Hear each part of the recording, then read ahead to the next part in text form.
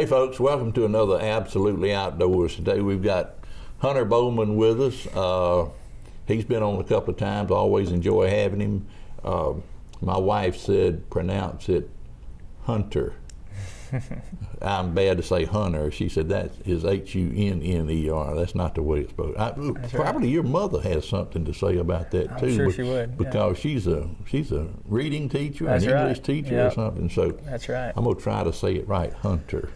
All right. Anyway, we're glad to have you. We're glad to have you. Always glad to have you. As most of you know, Hunter works in Texas.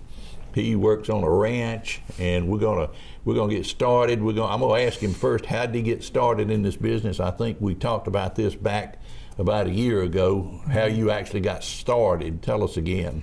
Yeah. Well, I started. I went out to Montana and went to a hunting guide school out there to kind of get my foot in the door in the outdoor industry. I didn't have a lot of contacts, so I figured that would be a good option to make some contacts. So I went out there and did the guide school for a month. And then I came back and actually went to a couple of shows. I had some contacts out there, but nothing that I really wanted. What kind of show are you talking about? Like an outdoor show? Yeah, there's some. Yeah, the guys that run that guide school, they give you a lot of ideas on how to, figure out what job you want and what avenue in the hunting industry you want to go in. So I knew I didn't want to go into that part that they did out there in Montana. They did a lot of packing horses and mules, and I didn't want to get into that part. So the next option was to go to a hunting show and just kind of, work your way around the show and just kind of meet and greet and talk to people. So I did that, and I ended up meeting a guy that had a contact in Kansas. So that's how it all started. So you went to Kansas first? I went to Kansas first. I didn't know that. Yeah, I went to Kansas first, and I started. I think it was that following fall. So I went to the guide school in the summer, took a few months off, and I met that guy at the show in July, I believe it was, or August, and then I started in October in Kansas. So. And then from Kansas to Texas. Then from Kansas to Texas, yeah. Kansas it's a short season. They didn't have a lot of, which they do have some stuff to hunt other than just deer. But it's not like Texas where you can just kind of, roll into make it a year-round thing. Right. So it was only a 2.5-month deer season that we guided. So I went out there and did that for a couple of months and then came back home and kind of regrouped, and I went to Texas from there. Okay. Yep. And then you went to the ranch that you're not at now. You went to another ranch, and then there you've moved to this Right, new I'm on ranch. Another ranch now. Okay. Yep, that's right. Okay. And you've got some pictures from that ranch for us. Yeah. I started out on that other ranch. I was just an intern and kind of, getting my feet wet into some of the ground level stuff on a ranch, and now I'm kind of getting to guide, and and that's something that I really enjoy. So, we guide, we do ranch work too. It's all, if you work on a ranch, you still got to do ranch work. Well, that was one of my questions. In the off season, I guess this would kind of be an off season. This is off season, yeah. Yeah, and so what would be your daily chores? Yeah, at this ranch, all of them are set up differently because it depends on who you got coming in. Mm-hmm. This ranch is a membership ranch, so it means the only people we have coming in are actual paid members. Some ranches just do commercial hunts, so you're at the, whoever's coming in to hunt with you is when you're gonna go out and guide and all that kind of stuff, and so it can be kind of sporadic. At our ranch, everything's set up well in advance. Sometimes, well before the hunting season, they already know, the members know when they want to come down.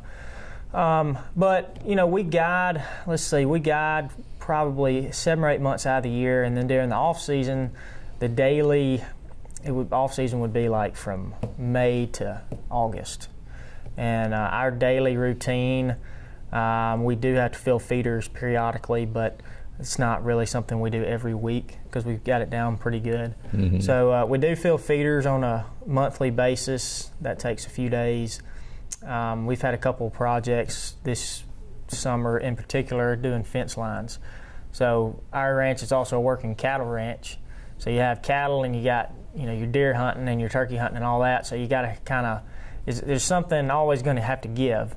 And a lot of times our deer pens and stuff like that, anything to do with our deer, the cows like to tear it up. So we have to go in there and make sure that all the pins are fixed every day. It's a pain. I mean, the cows just will wreck your stuff in a heartbeat. So we're constantly trying to keep up with the cows, and then the fence lines have been a big project this summer. So we had to go around, and it's an 8,500 acre ranch, so you can only imagine that all the interior fence lines have to be trimmed and make sure everything's still standing and stuff like that. And it's been a big project. So that's a lot of work for the off season. Now, when the season starts, that's some long hours. Season starts. You're way up before the sun comes up. That's right. And then you probably work until dark. Yeah, and sometimes well after dark. Yeah, it depends on the group size. Our ranch, we don't really have a lot of manpower. It's only a couple guys. So, we're up from anywhere. Usually we meet at the cookhouse at like 5:45, so that means we got to get up and at them by 5, and then we're sometimes not back at our house till 11 o'clock, that night, and then you got to get up and do it again for a couple more days. Yeah. It's not every day, but it is when people are there. I'm sure it'd be some long hours. Yeah, it was 14 to 16 hour days on the real big groups, and then if you got smaller groups, like a group of 4 to 6 people, you don't have to. It's not that bad. Yeah.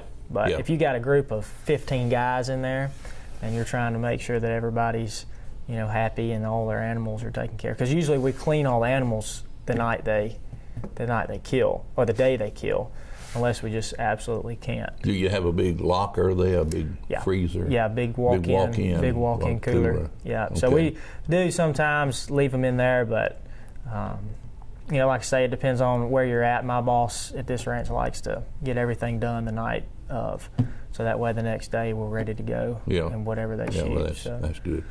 All right, we're going to be back with Hunter in just a few minutes. Don't go anywhere. We'll be right back.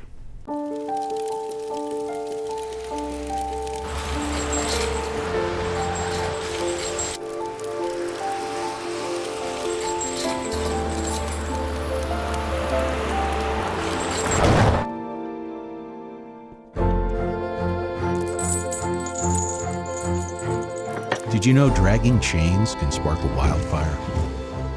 Only you can prevent wildfires. Patriotism. It inspires passionate debate, and it's worn like a badge of honor with good reason, because it means love and devotion for one's country. But what really makes up this country of ours?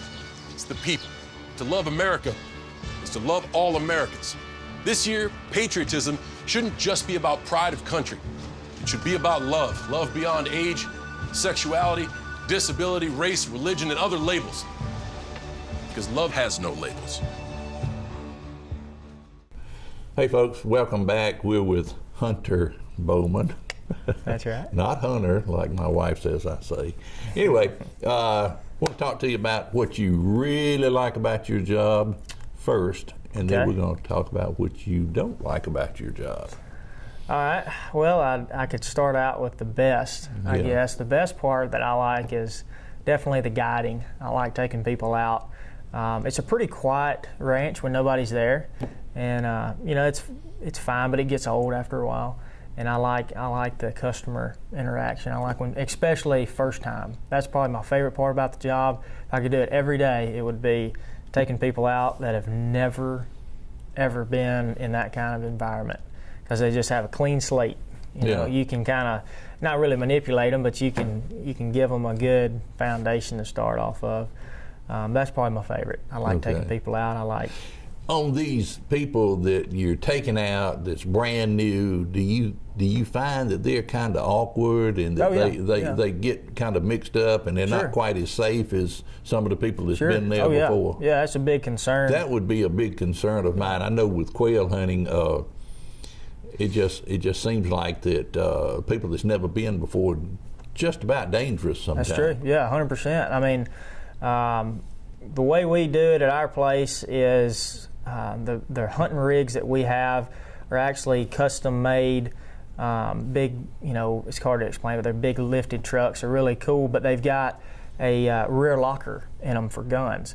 So one of the things that we do when we meet up in the morning, everybody has their guns left in the gun room, all single file in the gun room. So there's nothing, no firearms are going back with the customers. I mean, there's nothing going back to their house. Everything's locked in a room. Everything's unloaded and wiped down the night before. So when you get up in the morning and meet up, all the guns are completely ready to go. There's no, doubt whether it's loaded or not. None of them are loaded because we just checked them, the night before. And then all the guns usually get loaded into the trucks, and that rear sliding, we have a rear sliding, it's almost like a safe, but not really. I mean, it locks, but all the guns can slide in there. There's no guns like flinging around at somebody's head while they're driving, which makes a big difference. Yeah. To have a place where you can put them all in. And actually, I didn't think about that till just now, but that's a pretty big safety deal because it's all in the back, and they're all padded little sleeves that they go in, so that there's no. Do the people bring their own guns? Yeah. Okay. And that's one of the concerns that that we have. That's why we have to do it like that, because everybody's got all their own stuff, sometimes multiple guns. So if they're coming down there to do a quail hunt, they'll obviously have their shotgun, but then they might have a rifle, or they might have 2 or 3 rifles, like an AR platform or something, just to go shoot. So you have to make sure that everybody's guns are accounted for, because they like to shoot guns in Texas, and I've seen a whole big table full of them. So you have to kind of put some parameters on that. Right. So you'd say that your favorite part of the job would be going with first-time hunters. For first-time hunters and most of the guys. First-time visitors, not Sure. first-time hunters. Yeah, I even guess you'd first-time say. hunters. Yeah, I mean, Really? yeah. If you were probably to ask anybody in our industry, they'd probably tell you the same thing. I mean, it's something that if you do it for even a little while, you do it for 20 years. It's one of those things that. Yeah. What's the part that you don't like? The part that I don't like is actually the off season. I don't like the off season. I don't like doing ranch work every single day and not getting to do, because we don't do Fixing any fences. Yeah, and because all we that don't do stuff. any hunting during the Yeah. off season. I mean, we a lot of people think, well, since people aren't there, y'all go out and shoot pigs all the time, and y'all just cook them up and have a good old time. And some places may do that, but we don't do that. All of our animals we try to keep them for the guests, unless there's a problem. If there's a problem, we'll go out and shoot them. But there's no hunting. All the fun stuff that people see on TV and all that kind of stuff, that's all just during the season. The Happens during the season. The off-season work is when you get better and make the ranch, what it is, and it's tough. Yeah. Especially in Texas, because it's so hot. Yeah. It's hot. It's dry. The fence work it's not for the faint of heart. I mean, it's work. It's work. Yeah. Tell me, we were talking a few minutes ago about is it javelina? Javelinas, yeah. Okay, those things, they interest me. Yeah. And tell the people about that. They're not a pig, but they're a lot like a pig. They're not a pig. They're considered a rodent in the rodent family. But how much do they weigh? You can get them. A big one would be equivalent to maybe like a mid-sized pig. So obviously a big pig would be anywhere between 250 to 400 pounds. It would be a big boar. So a big javelina, you might get one 7,500 pounds. That'd be a good one. Right. They're not huge. They're pretty small. But you said their eyesight is horrible. Horrible. Yeah, they can't hardly see anything. You can get right up to them. But they smell real bad. They smell really bad. Yes. Yeah. They smell real bad, and their eyesight's awful. But they are fast. So that's one of the things that once you get up on them while you're hunting them, it can be a little bit of a challenge because they're so fast. I mean, once they see you and they're gone, they're gone. You're not going to catch them. Yeah. So. And but people do eat them every once in a while. Yeah, and there's nothing else to eat. Yeah, if there was nothing else to eat, you could definitely eat them. And it probably tastes kind of like pork, I guess. Probably, yeah. I mean, if you would to season it right. And yeah, I saw one on television. I think it was over the weekend, and they're bad-looking critters. They are. With the hair standing up on their back. You said earlier it looked like a porcupine. Yeah. On their back. They're usually black, I guess. That's right. They're all black. Yeah, because that was the only color I saw was black. I've never seen, and the only reason I think the pigs are different colors. See, sometimes down there you've got like white patches on their backs, and you got different colors. The pigs. Yeah, the pigs are all different, but that's because I think the breeding and the domestication and all that mess, it all rolls into you know, the wild pigs when they get out. So that's probably where that came from. But the javelinas, you know, they're just wild. They've been animals. there forever. Yeah, they're just wild. I don't think anybody's got them as a pet, or I wouldn't want to, because they stink so bad.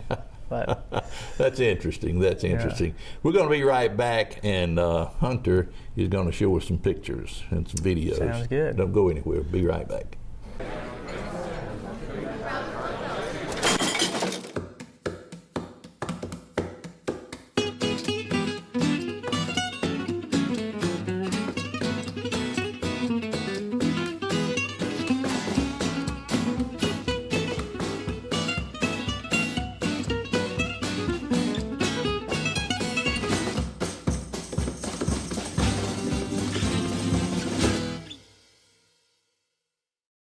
Your son wants to get a cat, but you're allergic. Maybe he could be an outdoor cat that lives in our neighbor's yard, 3 doors down. Mom. You don't have to be perfect to be a perfect parent. Teens in foster care will love you just the same. Hey folks, welcome back. Hunter is going to show us some pictures now of some of the deer and stuff that they are taking on the ranch there. Yeah, this is a picture of a big 10 that we had pictures of all year. They do a pretty cool deer management program at this ranch. Instead of you just getting up there and shooting whatever deer that you want, you actually have to take a camera with you while you're in the blind with the hunter, and you actually take pictures of your target, whether it be a deer or most of the time we just do it with deer, but if it was like with a big exotic or something too, we would have to do that. But this is actually a picture on the camera that I took this year in the blind of a really good upcoming deer. He would not be... Boy, that's a nice one. Got a wide rack there. Yeah, and he would actually not be a shooter. We would really? Actually not shoot him. Yeah, he would be... I can't remember what the criteria was on him, but I'm wanting to say he wasn't old enough. So he'll have to get a little bit older before he gets shot. Here's one more of another deer of an up-and-comer, and this would be definitely too young, but very good Around potential. here, that would be really a trophy. Yeah, that's right. Around here, he would be a definite shooter. Yeah. But actually, the days that I took these pictures, we were actually hunting for management deer. Management deer in Texas would be anywhere between 10-inch deer and 140 possibly, if he was real old. Uh-huh. If he was 140 inches and he was 8 years old, more than likely he'd be culled out of the herd because he's just not where he needs to be. Right. For these guys, they want 180, 200-inch deer. So, good gracious. but this deer would be one that, and he also had a broke brow tine on this picture here, and that would be a problem. Most places in Texas will not shoot a deer if he's broke. If it's a good, reputable ranch, they're not going to let you shoot a broken tine deer. They want him to be perfect. So if he's a big trophy, you have to just wait. So that's part of the deal. This is the biggest pig that was shot this year. Good gracious. That was 230 pounds, and I was actually with the guy that shot that one. So that was pretty cool for my first year there to actually shoot the biggest pig that we had shot. As far as I know, this year from January on, that was a good pig. He came in with a bunch of other pigs and kind of pulled up the rear. But yeah, if you get one over 200 down there, you're doing pretty good. And then this is a guy that took a good Rio turkey. That's a big turkey. Yeah, turkeys on this ranch are plentiful. I mean, you can drive from one end of the ranch to the other, and you'll have, it's just unbelievable how many turkeys there are. I mean, you'll see a big flock here, on one side of the ranch. You'll have, 4 or 5 gobblers, maybe some hens. But then you'll drive another 15 minutes to the other side of the ranch. You'll see, I've seen a couple different 3 or 4 flocks around the ranch, big flocks, just unbelievable just driving around. I didn't realize how many different species, I guess you'd say, there are of turkeys. Yeah. And in Texas there's one, in Florida there's one, around here there's one. Yeah, there's. And what did you call the one in Texas? Yeah, now the Texas has Easterns too, but Rios and Easterns. Rios and Easterns. How about and then in you got Florida? Florida's Osceola. All right. And then you got the Miriams in Nebraska and Oklahoma, kind of not Midwest, but kind of, towards the west. Right. I know those two states have them. So that would be the Grand Slam. If you had the Miriam, Osceola, Eastern, and the Rio. Right. But which is the biggest turkey? Would it be the Rio? No, that's a good question. I don't know honestly what would be the biggest as far as body size. Yeah, I don't know. I know I can tell you this: the Rios and the Easterns are pretty similar in body size. We didn't actually I don't think we even weighed any of the turkeys we had shot this year. Most of the time we just went off the beard length. So these Rios that we were shooting were anywhere between 8 and 10 inches beard length, and that's pretty good. It's not dragging the ground, and it's not a double, triple beard. That's big for around That's here. a respectable bird. Right. Yeah, 8 to right. 10 inches. And then the spurs, half inch long. I didn't see any really much longer than that, but yeah, really good turkey population down there. And the Rios are just absolutely beautiful turkey. I mean, the Easterns are pretty, but the fans on the Rios are just almost like holographic. It's just real pretty. And then this is a video of a delivery of black bucks. I thought that would kind of be cool. They're African. They're all these exotics are kind of classified as African animals because they're originated, I guess, in the African plains or somewhere over there close. And Texas's environment is so similar that they've actually been able to acclimate to Texas. So they, high fence their ranches and put them in there. Matter of fact, Hill Country has got the Hill Country in Texas, which is just north of where we are, is predominantly all exotic game ranches. I mean, they got zebras and all kind of stuff out there in the field. I've never heard of a black deer. Yeah. This is a black buck. It's got kind of the bucks are kind of, they change colors as they get older. They're kind of a smaller animal compared to a regular white-tailed deer. They're pretty similar, but as far as exotics, they're really small. Yeah, there goes one. And they're real pointy. They're not as broad. Yeah, it's really, I don't even know if it's an antler. It's more of it's just a real long, twirly. I don't know. I guess it would be considered an antler, but it's right. They don't have different points. It's only two. Really? And it goes straight up, and they're actually scored based off the curls in their antler. So as it goes up, the more curls it has, the more bends, the higher the value. If it's got 4 curls, and it's better than just a 2 or 3 curl. And they're really cool because they change. As a juvenile, they're like a light brown, and as they get older and more mature, they become black, and that's the name black buck. Yeah. So if you see one, I figured they would turn gray. Yeah, you would think. Yeah, but actually, as a fully grown black buck, they're completely black. Our deer around here, they get gray all around the muzzle and everything. That's right. As they older, but I just figured those would too. Well, Hunter, that's great. I got one other question. We got a few minutes. Where do you see yourself in 5 years? Do you still want to be doing this for a living, or what? I still want to. My dream in the very beginning was to make my living playing in the woods, and I still want to do that, but not in Texas. I'm ready to come back home. In the next 5 years, I see myself back closer to Alabama, and specifically around Auburn area. Not necessarily in the guiding part, just because it takes so much time. Yeah. During hunting season. Long hours, and it's just. But it's been great. It's been fun. Incredible experience. Yeah, incredible experience. Learned a lot about life, not just about hunting, but life in Texas. Yeah. But yeah, 5 years definitely back here, but I'd still want to be in the woods, just maybe not guiding. Good. Yeah. Hunter, it's always good to see you. I really appreciate you coming by and being with us. Yeah, we look forward to you coming back. You'll be back in about 6 months, right? That's right. Okay. Yep, that's right. All right. For CTV Beam, I'm Steve Abbott, and this is Hunter Bowman. Yep. And thanks for watching. See you next week.